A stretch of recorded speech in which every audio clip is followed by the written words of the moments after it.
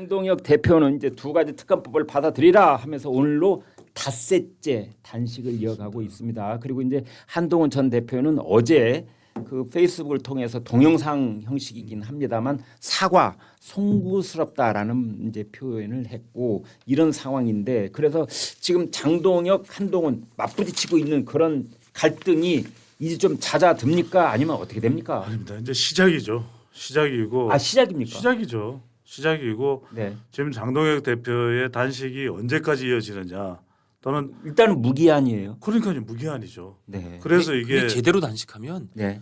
일주일 8일 넘기기도 정말 어렵다 그러더라고요. 그렇죠. 벌써 지금 4일 5일 됐으니까. 오늘 5일째니까 5일째니까 이미 상당히 신체적으로는 어려운 상황에 접어들었다고 그렇게 봐야 되겠군요. 그렇습니다. 그러니까 제대로 했다면 제대로 한 것 어마어마한 같아요. 상황이죠. 그러니까 예. 우리가 기억하는 그 23일 단식의 YS 네. 단식하면 우리가 YS를 많이 떠올립니다. 예. 근데 YS도 막판에는 이 병원에 누워서 단식을 했어요. 아 예. 기억나실 거예요. 네네네. 근데 그런 상황인데 음. 얼마나 힘들겠습니까? 요즘 또 그때하고는 또 다르거든요. 그때는 정말 뭐 보릿고 괜히 그래서 정말 사실은 뭐 일상적 단식을 할 수밖에 없는 사람들도 많았습니다. 근데 네. 요즘에 그런가요? 다 보면 건강이 충만하잖아요. 저를 이재명 대통령도 네네. 단식하다가 녹색병원으로 바로 그렇게 이어졌죠 상황이. 그러니까요. 네. 그때도 뭐 녹색병원으로 갔었는데 상당히 또 뭐 궁금해하는 분들도 있더라고요. 의혹이 일기도 하더라고요. 네. 뭔가 뭐 조제된 어떤 식이요법을 통해서 아, 뭔가 이 또 흡수가 됐느냐, 네. 먹었느냐 예. 이런 이야기가 나오기도 하는데 하여튼 단식에 대해서는 우리가 정치적으로 막 여러 가지 뭐 감론을박 설왕설래가 많습니다. 뭐 네. 보름달 빵을 먹었느니 아이고. 안 먹었니. 하지만 그렇다 하더라도 대단한 정치적 결정이죠. 네. 결단이죠. 네. 단식을 한다는 것. 그런데 뭐 두 분 앵커께 여쭤보고 싶어요. 그러면은 우리 시청자분들께도 이 단식을 통해서 국민의힘 문제가 근본적인 문제가 해결될까요? 아닌 거죠.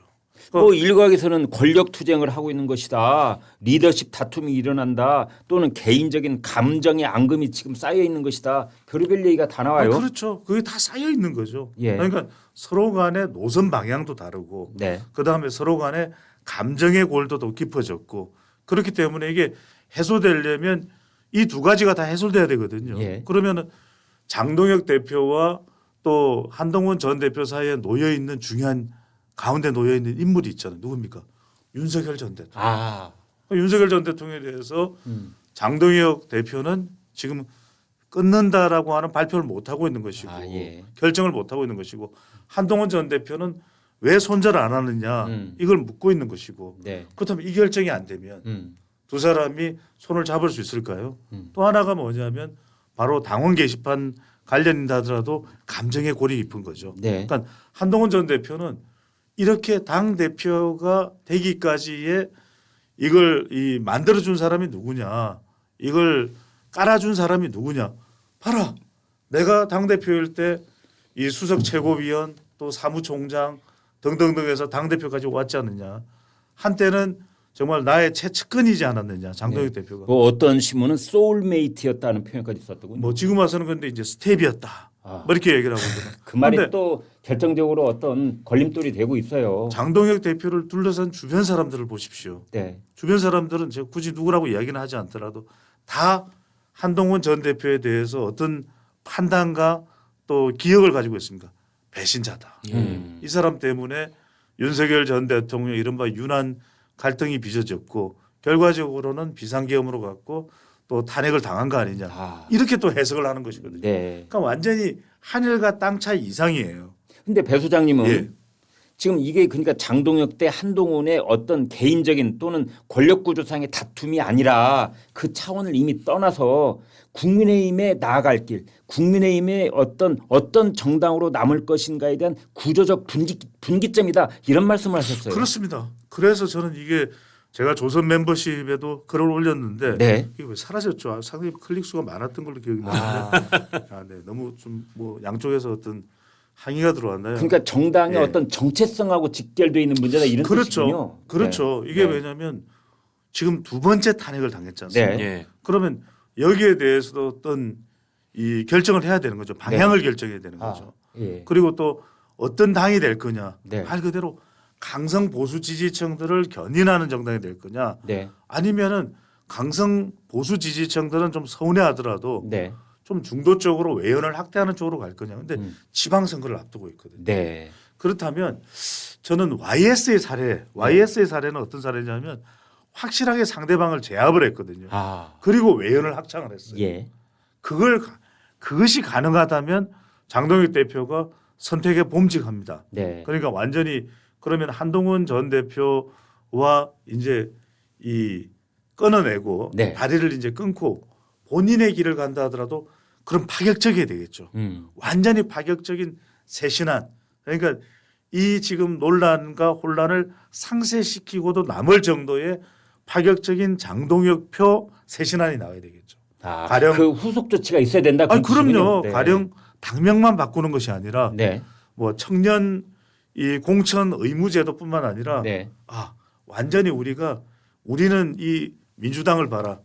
기초의원, 강력의원, 심지어는 국회의원, 기초단체장, 광역단체장 공천을 획기적으로 바꾸겠다. 네. 그리고 이른바 보수의 심장이라고 하는 대구 경북에도 완전히 혁신적인 변화, 파격적인 변화를 가져오겠다. 네. 인물에. 네. 그렇다면 우리가 생각할 때 완전히 달라진 또 이 변화를 또 이 예고한 장동혁 이렇게 되는 거죠. 그렇게 하려면은 일단 예. 대구 경북 TK 지역에서 4선 5선 하고 있는 분들이 나는 다음에 출마하지 않겠어. 불출마 선언을 막 줄이어서 해도 뭐 될까 말까인데 그게 모자랄 판인 되겠습니까? 거죠. 아니 그러니까 그 정도의 파격적이어야 된다. 그 정도 파격적이어야 그리고 된다. 뭐 공천헌금 관련된 부분도 네. 공천 방법을 획기적으로 바꾸는 거예요. 지금 식의 공천 방법이라면 예. 공천 방법이라면 형식이라면 또 나올 거예요. 제2의 김경, 제3의 김경, 제30의 김경 또 그건 이제 나올. 민주당 얘기긴 하지만 아니 그럼요. 근데 국민의힘도 반면교사로 삼아야 된다. 그렇다고 해서 아. 국민의힘이라고 그런 일 일어났지 말란 법이 있습니까? 일어나지 말란 법이 있습니다. 예. 그래서 저는 그런 것들을 완전히 또 젊은 세대들이라면 또 여성 등용을 어떻게 할 건지 지역에 대한 또 당의 실력을 강화하기 위해서 여의도 연구원을 정말 제대로 구체적으로 어떻게 바꿀 건지. 아니 그러면 40대 지지는 안 받을 겁니까? 호남 지지는 그럼 다 포기하는 겁니까? 그러니까 이런 부분들을 좀 정교하게 파격적으로 지명직 최고위원을 뭐 조광한 전 남양주시장을 임명을 했지만 저는 그럴 수도 있었다고 봐요. 과거에 보면은 지명직 최고위원을 호남을 좀 대표할 수 있는 정치인 그런 사람을 등용할 수도 있는 것이고 그러니까 이런 부분들이 아예 파격적인 그래서 와 이게 당이 달라지는구나 보수가 달라지는구나 그 정도의 안을 내놓는다면 이런 단식이 유용할 수도 있는 것이죠. 하나만 제가 네. 질문드리고 싶은 게 지금 어쨌든 현안이 장동혁의 단식, 한동훈의 사과, 뭐 송구 이거잖아요. 장동혁 대표가 단식하면서 소위 이제 한동훈 당원 게시판 논란과 관련해서 첫 번째 시나리오 사람들이 그걸 얘기했어요. 단식을 거의 열흘 가까이 할 때쯤이 재심 끝날 때고 재심 기한 지났을 때고 이제 재심 안 한다는 거니까 한동훈 전 대표는 재심 신청 안 하면 거의 단식으로 이제 거의 막 그 피골이 상접한 상황에서 자 그래도 최고위가 제명은 추진하세요. 이렇게 얘기를 장동혁 대표가 그런 목소리로 하면 그때 정말 한동훈 전 대표에 대한 제명에 탄력이 실릴 수 있다. 이게 1번 시나리오가 있었고 지금 또 최근에 나온 시나리오 추측은 단식을 계기로 한동훈 전 대표도 어쨌든 송구하다는 얘기를 했고 당내 많은 중진 언론들이 자 이거 합쳐서 가야 된다. 그래서 오히려 이 단식을 계기로 한동훈 전 대표와 당원 게시판 논란 제명 이게 봉합. 그래서 한동훈 장동혁 사이 극적인 어떻게 보면 어느 정도의 봉합 수준의 화해 같이 가는 분위기가 될 수 있다. 아주 극단적인 두 가지 시나리오가 있더라고요. 그러니까 한동훈 제명이 더 탄력을 받을 것이다. 한동훈 제명의 탄력이 꺾일 것이다. 어느 쪽이 더 높다고 보세요? 저는 제명은 돌이키기 힘들 것 같아요. 돌이키기 왜냐하면 여기에서 물러나는 순간 장동혁 대표가 와르르 무너질 가능성이 큰 거죠. 왜냐하면 너무 늦었어요. 네. 이미 늦었다. 지금 현실적으로도 돌이켜질 가능성이 크지 않고 네. 지금 와서 돌이킨다 그러면 장동혁 대표가 그동안 뭘 한 겁니까? 그러니까 다만 저는 한동훈 전 대표를 제명한다고 하더라도 앞으로 이제 이 문제를 어떻게 해결할 것인가에 대한 중장기적 대책은 수립돼야 되겠죠. 네. 어떻게 할 것인지. 한동훈 전 대표도 재기할 수 있는 본인의 또 방향을 찾아야 되겠죠. 그런데 지금 와서 그걸 포용할 거면은 지금껏 그렇게 다툰 건 뭔지. 자 그러면은 지금 이제 배 소장님, 예. 우리 뭐 장 실장님 다 긴 줄거리로 말씀을 해주셨다면 오늘 이 시각 현재부로 제가 드릴 수 있는 질문은 뭐냐? 장동혁 대표가 닷새째 단식을 하고 있는데 어떤 분들은 저한테 그러세요. 야 언론이 뭐 별로 보도도 안 하고 있는 것 같아. 나 단식한다는 말 어제 처음 들었어. 이런 분도 심지어 계세요.